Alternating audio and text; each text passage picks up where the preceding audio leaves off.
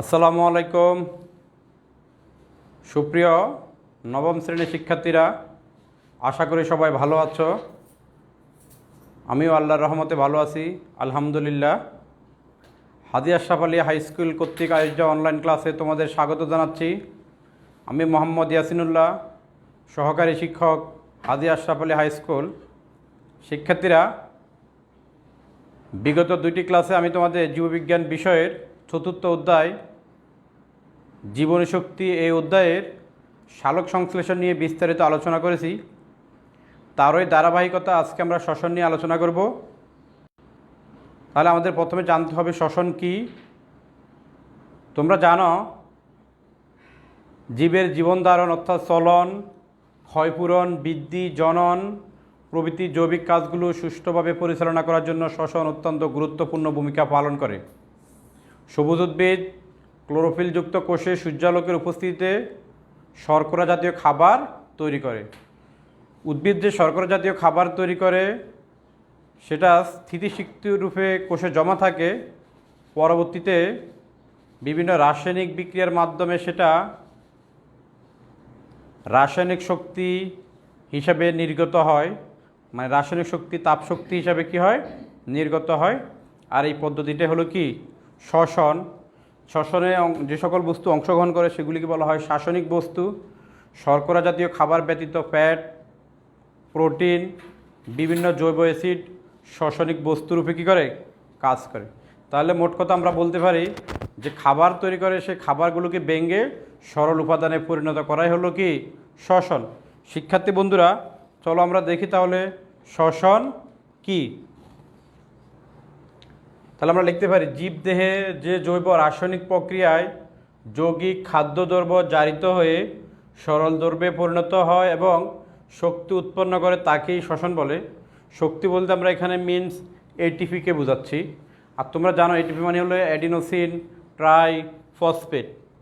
শিক্ষার্থীরা, তাহলে আমরা যে শর্করা জাতীয় খাবার তৈরি করেছিলাম সেটা ছিল তোমার কি গ্লুকোজ। সেই গ্লুকোজটা বিভিন্ন এনজাইমের মাধ্যমে, কিসের মাধ্যমে ভেঙে,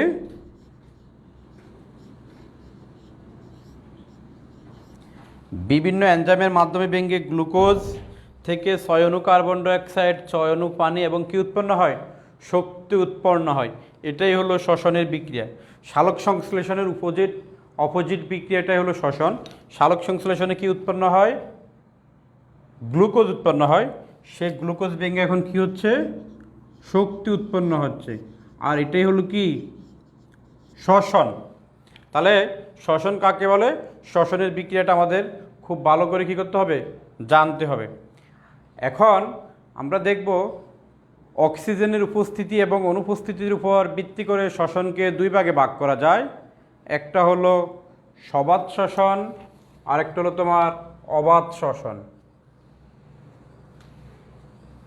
শিক্ষার্থী বন্ধুরা, তাহলে আমরা জানলাম শ্বসন কি। এখন আমরা জানবো শ্বসন দুই প্রকার। একটা হলো তোমার সবাত শ্বসন, আর একটা হলো অবাত শ্বসন। তাহলে আমরা লিখতে পারি শ্বসনের প্রকারভেদ।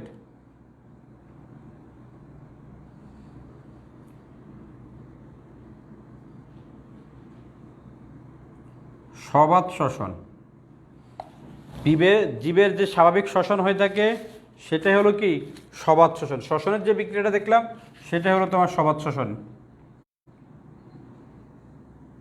এটা হলো তোমার কি গ্লুকোজ, আর এই গ্লুকোজটা ভেঙে কি উৎপন্ন হবে,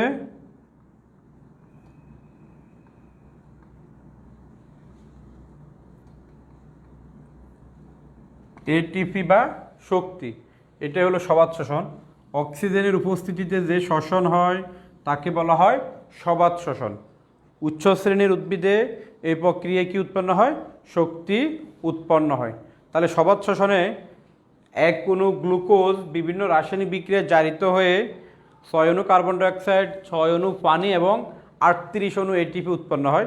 আমরা পরবর্তীতে সেটা জানবো যে সবাত শ্বসন কীভাবে সম্পন্ন হয়। তার আমরা দেখতে পারি এটা কি বিভিন্ন এনজাইম, এটা বিভিন্ন এনজাইম।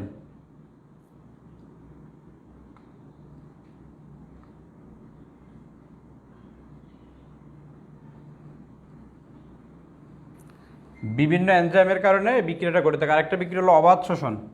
সবাত মানে অক্সিজেনের উপস্থিতি, আর অবাধ শ্বসন মানে হলো অক্সিজেনের অনুপস্থিতিতে যে শ্বসন হয় সেটাই হলো কি শ্বসন? অবাধ শ্বসন। নিম্ন শ্রেণীর জীব যেমন ব্যাকটেরিয়া, ইস্ট প্রভৃতিতে অবাধ শ্বসন হয়ে থাকে।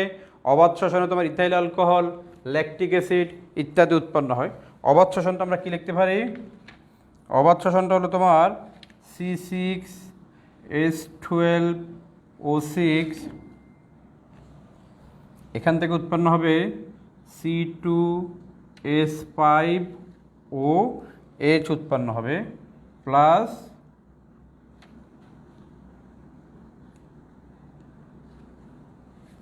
এটার নাম হলো তোমার ইথানল। এটা এনজাইম দ্বারা সম্পন্ন হয়।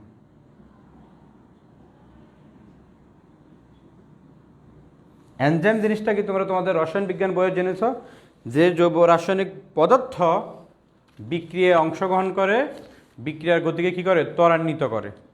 ঠিক আছে, তাহলে এটা হলো গ্লুকোজ। গ্লুকোজ ভেঙে ইথানল, কার্বন ডাইঅক্সাইড এবং শক্তি উৎপন্ন হয়। আর এটা হলো অক্সিজেনের অনুপস্থিতিতে হয়। এটাই হলো অবাধ শ্বসন। ব্যাকটেরিয়া, ইস্ট প্রভৃতি নিম্ন শ্রেণীর জীবে কী হয়ে থাকে? অবাধ শ্বসন হয়ে থাকে। ঠিক আছে বন্ধুরা, তাহলে আমরা জানলাম সবাধ শ্বসন কী এবং অবাধ শ্বসন কী। অক্সিজেনের উপস্থিতিতে যে শ্বসন হয় সেটাই হলো সবাধ শ্বসন। অক্সিজেনের অনুপস্থিতিতে যে শ্বসন হয় সেটাই হলো অবাধ শ্বসন। আমরা এখন দেখব সবাধ শ্বসন কীভাবে সম্পন্ন হয়। সবাধ শ্বসন আমি বললাম তোমাদের, এক অণু গ্লুকোজ থেকে 38 অণু এটিপি উৎপন্ন হয়। সেটা কীভাবে উৎপন্ন আমরা এখন দেখব।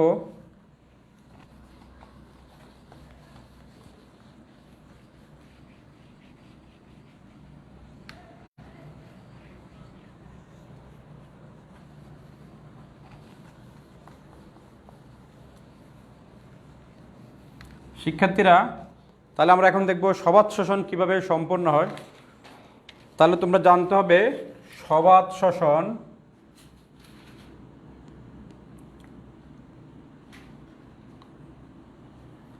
তোমাদের এই অধ্যায়ে দুটি অংশ আছে, একটা হলো সালোক সংশ্লেষণ আর একটা হলো শ্বসন।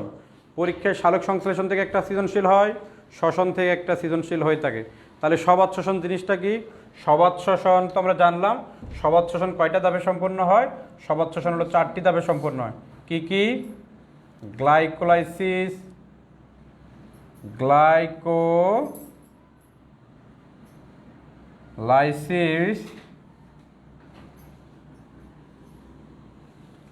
আরেকটা হলো তোমার অ্যাসিটাইল কোএসিস্টি,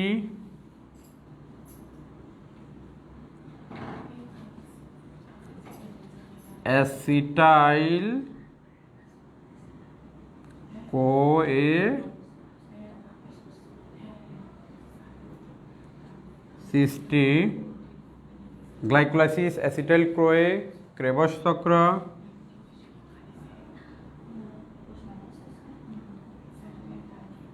গ্লাইকোলাইসিস, অ্যাসিটাইল ক্রোয়ে, ক্রেবস চক্র। আর একটা হলো ইটিএস, এটাকে বলা হয়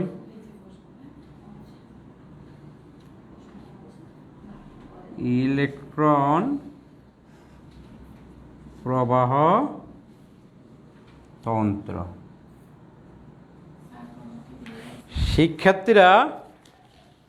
শিক্ষার্থীরা গ্লাইকোলাইসিস, অ্যাসিটাইল ক্রোয়ে, ক্রেবস চক্র এবং ইলেকট্রন ট্রান্সপোর্ট সিস্টেম, এই প্রতিটা ধাপ সম্পর্কে বিস্তারিত বর্ণনা তোমরা যখন একাদশ শ্রেণীতে যাবে তখন পাবে। আমি তারপরে নবম দশম শ্রেণীর সিলেবাস আমাদের যতটুকু প্রয়োজন ততটুকু তোমাদের বুঝিয়ে দিচ্ছি। তাহলে সবাধ শ্বসন এই 4টা ধাপ, 4টি ধাপ শেষে কী করে? 4টি ধাপ শেষে 38 অণু এটিপি উৎপন্ন করে। আমাদের যে কাঙ্ক্ষিত বস্তু এটিপি দরকার, সে শক্তিটা উৎপন্ন হয় কত অণু? 38 অণু এটিপি উৎপন্ন হয় এবং 6 অণু কার্বন ডাইঅক্সাইড উৎপন্ন হয়। 6 অণু কি উৎপন্ন হয়? পানি উৎপন্ন হয়। তাহলে 38 অণু এটিপি, 6 অণু কার্বন ডাইঅক্সাইড এবং 6 অণু পানি উৎপন্ন হয়। শিক্ষার্থী বন্ধুরা, চলো আমরা এখন বিস্তারিত দেখি। তাহলে গ্লাইকোলাইসিস কী আমাদের জানতে হবে। গ্লাইকোলাইসিসে কী উৎপন্ন হয় সেটা জানবো। অ্যাসিটাইল কোয়েতে কী উৎপন্ন হয়, ক্রেবস চক্রে কী উৎপন্ন, এগুলো আমরা জানবো। এগুলি আমাদের বইয়ে একটা প্রবাহ চিত্র আছে, একটা চক আছে, আবার বিস্তারিত বর্ণনা আছে। আমি তোমাদের এটা এখন চকের মাধ্যমে বুঝিয়ে দেব, তাহলে তোমাদের সবগুলি শেখা হয়ে যাবে, তাহলে তোমরা বর্ণনা আকারেও লিখতে পারবে। শিক্ষার্থী বন্ধুরা, আমাদের একটা গুরুত্বপূর্ণ প্রশ্ন আসে যে গ্লাইকোলাইসিস কি?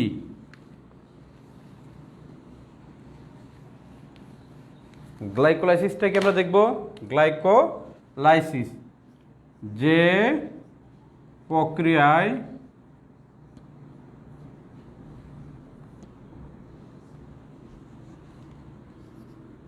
এক অণু গ্লুকোজ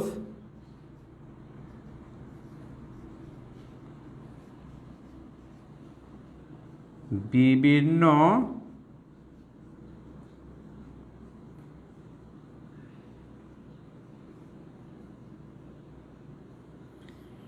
যে প্রক্রিয়ায় এক অণু গ্লুকোজ বিভিন্ন রাসায়নিক বিক্রিয়ায় জারিত হয়ে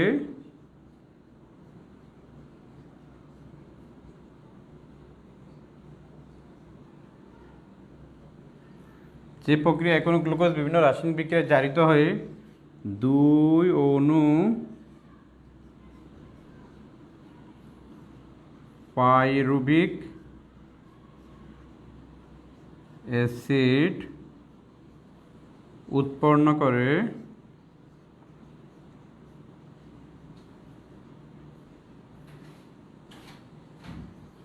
তাকে গ্লাইকোলাইসিস বলে। গ্লাইকোলাইসিস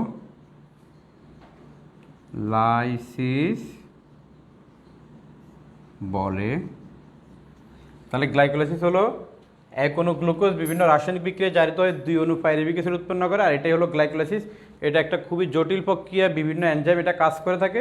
এটা অনেক ডিটেলস আমরা পরবর্তী ক্লাসে জানতে পারবো। তাহলে গ্লাইকোলাইসিসটা কাকে বলে আসলে তোমরা সংজ্ঞাটা ভেবে দিয়ে দেবে।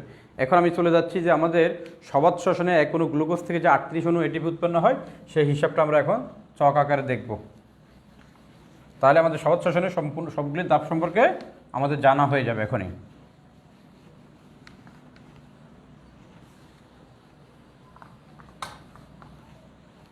চলো শিক্ষার্থী বন্ধুরা, আমরা দেখি তাহলে সবাত শ্বসনে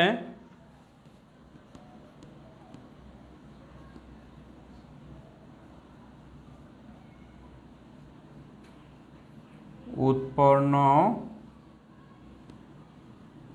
38 অণু এটিপির হিসাব। কোন ধাপে কতগুলি এটিপি উৎপন্ন হয় সেটা এখন আমি তোমাদের দেখিয়ে দিচ্ছি। তাহলে সবাত শ্বসন কয়টি ধাপে সম্পন্ন হয় শিক্ষার্থী বন্ধুরা? সবাত শ্বসন সম্পন্ন হয় 4টি ধাপে। কি কি ধাপগুলি আমরা জানি? সেটা হলো গ্লাইকোলাইসিস, অ্যাসিটাইল কোয়ে। তাহলে আমরা লিখতে পারি শ্বসনের পর্যায়।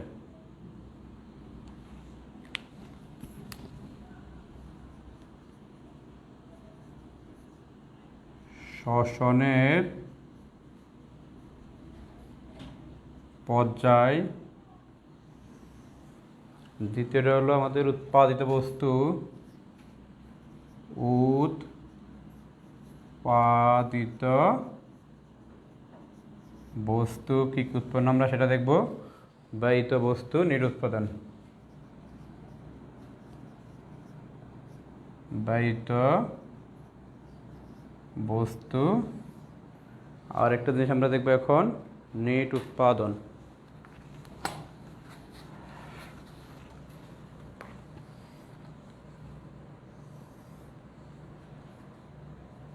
নেট উৎপাদন। তাহলে শ্বসনের পর্যায়গুলো দেখব, কী কী উৎপন্ন হয় সেটা দেখব, আর হলো কি ব্যয় হয় সেটা দেখব, আর হলো আমাদের শেষ পর্যন্ত কী থাকে আমরা সেটা দেখব। তাহলে প্রথমে আমাদের যে পর্যায় সেটার নাম হলো, দেখো, গ্লাইকোলাইসিস। কী পর্যায়টার নাম?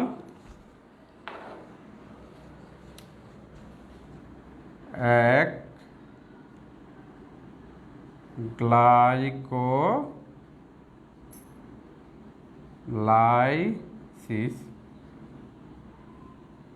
শিক্ষার্থী বন্ধুরা, গ্লাইকোলাইসিসে কী কী উৎপন্ন হয় আমাদের? দুই অণু পাইরুভিক অ্যাসিড উৎপন্ন হয়। তোমরা একটা দেখো, পরে একটা ধাপ আমি বুঝিয়ে দিচ্ছি, সবগুলো তোমরা বুঝতে পারবে। দুই অণু দুই অণু NADH2 আর উৎপন্ন হয় আমাদের 4 অণু এটিপি, 4 অণু এটিপি।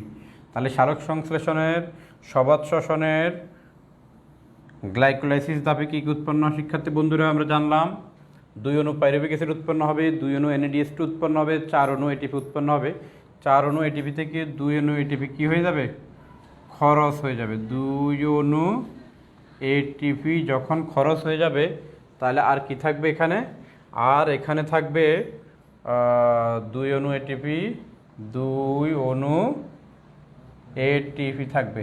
কি থাকবে শিক্ষার্থী বন্ধুরা? আমাদের একটা সূত্র মনে রাখতে হবে, 1 অণু NADH2 সমান হলো 3 অণু এটিপি। 1 অণু NADH2 সমান হলো 3 অণু এটিপি, 3 অণু এটিপি। তাহলে 2 অণু NADH2 সমান আমরা কি লিখতে পারি? 6 অণু এটিপি লিখতে পারি। কত অণু? 6 অণু এটিপি লিখতে পারি আমরা। তাহলে আমরা পেয়ে গেলাম গ্লাইকোলাইসিস ধাপে কী কী উৎপন্ন হয়। গ্লাইকোলাইসিস ধাপে উৎপন্ন হয় এগুলি, ব্যয়িত হয় এটা, আর নিট টোটাল থাকে কি 8 অণু। কি থাকে? 8 অণু এটিপি থাকে আমাদের গ্লাইকোলাইসিসে। আমাদের 8 অণু কি থাকবে? 8 অণু এটিপি থাকে। পরীক্ষায় আসতে পারে যে শুধু গ্লাইকোলাইসিসের দাবটা দেখাও, চকের মাধ্যমে গ্লাইকোলাইসিসে কী কী উৎপন্ন দেখাও। তাহলে আমরা জানলাম গ্লাইকোলাইসিসে কত অণু এটিপি উৎপন্ন হবে। গ্লাইকোলাইসিসে উৎপন্ন হয় 8 অণু এটিপি। আমাদের জানার সাথে আমরা এটা দাগ দিয়ে রাখলাম। তাহলে গ্লাইকোলাইসিসে উৎপন্ন হয় 8 অণু এটিপি। শিক্ষার্থী বন্ধুরা, তাহলে 1 অণু NADH2 সমান কয় অণু এটিপি? 3 অণু। এখন আমরা চলে যাচ্ছি দ্বিতীয় ধাপ। কী কী উৎপন্ন হয় এখানে? এখানে উৎপন্ন হয় 2 অণু অ্যাসিটাইল কোয়ে। ধাপটার নাম কি?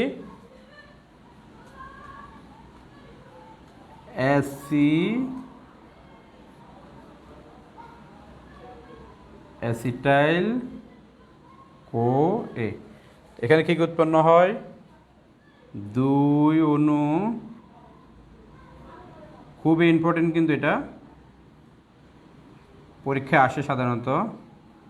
2 অণু অ্যাসিটাইল কোয়ে, 2 অণু কার্বন ডাইঅক্সাইড, 2 অণু কার্বন ডাইঅক্সাইড, 2 অণু NADH2। শিক্ষার্থী বন্ধুরা, গ্লাইকোলাইসিসে যে 2 অণু পাইরুভিক অ্যাসিড উৎপন্ন হয় সেটা এখানে এসে খরচ হয়ে যায়। 2 অণু পাইরুভিক অ্যাসিড।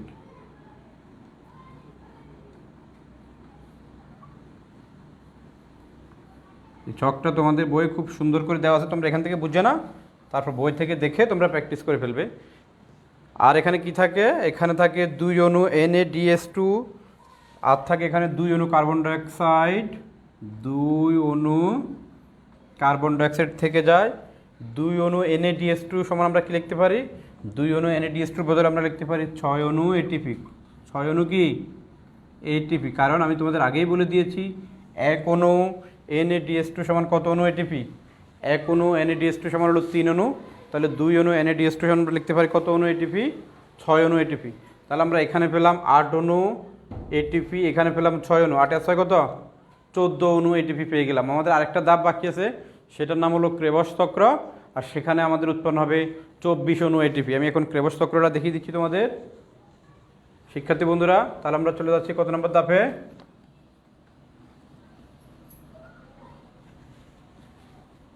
3 নম্বর ধাপ।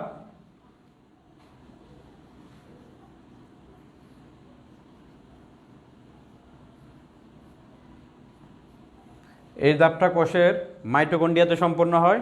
এখানে কি কি উৎপন্ন হয়? এখানে উৎপন্ন হবে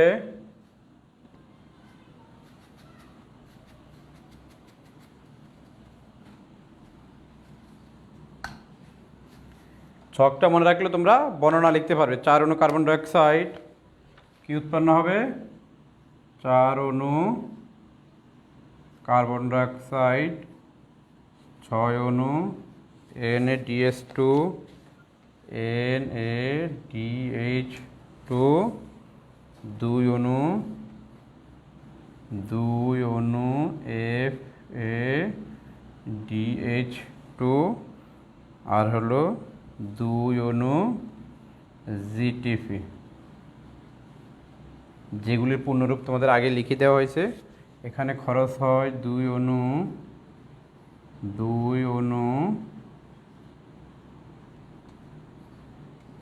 অ্যাসিটাইল কো এ। তাহলে এখানে দেখো 6 অণু NaDH2 সমান আমরা কত লিখতে পারি, 1 অণু NaDH2 সমান হলো 3 অণু এটিপি। তাহলে 6 অণুর বদলে আমরা লিখতে পারি 18 অণু কি 18 অণু এটিপি, 2 অণু FeDH2, 1 অণু FeDH2 সমান হলো 2 অণু এটিপি। তাহলে 2 অণু এটিপি সমান হলো 4 অণু এটিপি, 4 অণু এটিপি, 2 অণু জিটিপি, 1 অণু জিটিপি সমান হলো 1 অণু এটিপি। তাহলে 2 অণু জিটিপি সমান হলো 2 অণু এটিপি।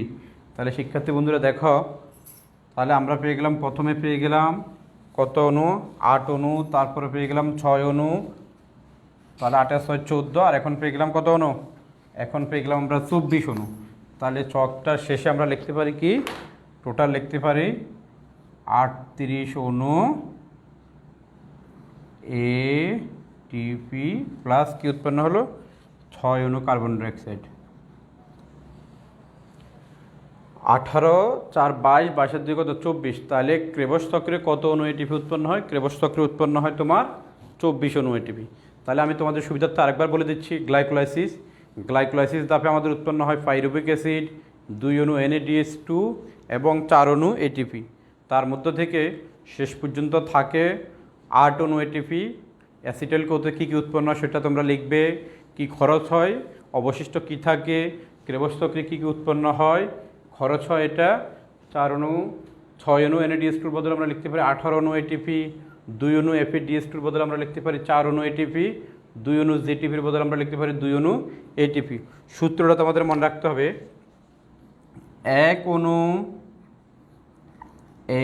NaDH2 সমান 2 অণু এটিপি, 1 অণু DH2 সমান হলো 3 অণু এটিপি। পরীক্ষা এগুলো আবার MCQতে আসবে, 3 অণু এটিপি, 1 অণু FADH2 সমান হলো 2 অণু এটিপি, 1 অণু জিটিপি সমান হলো 1 অণু এটিপি। এই সূত্রগুলো তোমাদের অবশ্যই মনে রাখতে হবে, তাহলে ছকটা তোমাদের জন্য খুবই সহজ হয়ে যাবে। শিক্ষার্থী বন্ধুরা, তাহলে সবাত শোষণ কয়টা ধাপে সম্পন্ন হয়, সবাত শোষণ সম্পন্ন হয় 4টি ধাপে। তাহলে ক্রেবস চক্র 3টি ধাপে 38 অণু এটিপি উৎপন্ন হয়ে যায়। তার পরবর্তী ধাপে 3টি ধাপে উৎপন্ন NaDH2 FeDH2 জারিত হয়ে এটিপি, পানি এবং ইলেকট্রন উৎপন্ন হয়। উচ্চ শক্তি সম্পন্ন ইলেকট্রনসমূহ ইলেকট্রন প্রবাহতন্ত্রের মধ্য দিয়ে প্রবাহিত হয় এবং সেখানে এটিপি আকারে শক্তি নির্গত হয়। তাহলে আজকে আমরা জানলাম শ্বসন কি, শ্বসন কত প্রকার, সবাত শ্বসন কয়টি ধাপে সম্পন্ন হয়, 4টি ধাপে, 4টি ধাপে কী কী উৎপন্ন হয় আমরা এটা জানলাম ডিটেলস। এগুলি সম্পর্কে আলাদা আলাদা বর্ণনা তোমরা আবার একাদশ শ্রেণীতে জানতে পারবে, নবম দশম শ্রেণীতে এই পর্যন্তই আছে আমাদের। তারপর অবাত শ্বসন 2টি ধাপে সম্পন্ন হয়, সবাত শ্বসন সম্পন্ন হয় 4টি ধাপে। শিক্ষার্থী বন্ধুরা, সময় স্বল্পতার কারণে আজকে আমরা এই পর্যন্তই রাখলাম। আগামী ক্লাসে শ্বসনের গুরুত্ব এবং শ্বসনের প্রভাবক সম্পর্কে আমি তোমাদের সাথে আলোচনা করব ইনশাল্লাহ। সে পর্যন্ত সবাই ভালো থাকবে। আল্লাহ হাফেজ, আসসালামু আলাইকুম।